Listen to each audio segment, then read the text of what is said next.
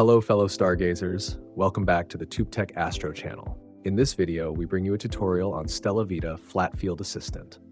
Flats can be captured directly by StellaVita, making it much easier to correct optical imperfections like vignetting and dust spots.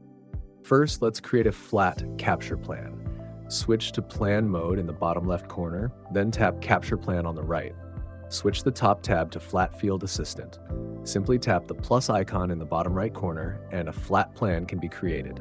Inside Flat Field Assistant, the start and end time can be set for the flat session.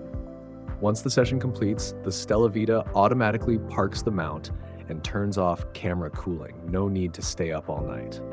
Before shooting flats, tap Slew to Zenith. StellaVita will automatically point the telescope to the zenith, making it easier to place a flat panel or capture sky flats. Once the slew completes, a 120-second countdown gives you time to place the flat panel. Tap the plus icon in the bottom right corner to create a new flat plan.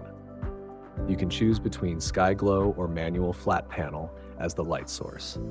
For manual flat panel mode, it's recommended to run an exposure measure first to find the right exposure time. For sky glow mode, the system adjusts exposure time automatically based on ambient brightness, best used when the sky is still brighter than the stars. Using manual flash panel as an example.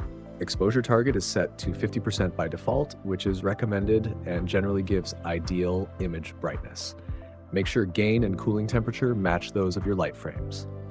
Tap Exposure Measure and StellaVita will calculate the optimal exposure time based on current equipment parameters, bringing the histogram into the recommended range. Go ahead and apply it. If it's out of range, simply run the test again. 20 to 30 flat frames are recommended. Once everything is set, tap Start to begin. A quick heads up, narrowband filters let through significantly less light than broadband filters.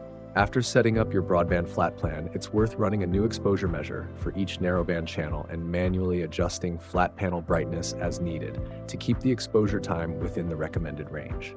Reusing broadband exposure times might cause the sequence to fail. After shooting, you can preview the flat files.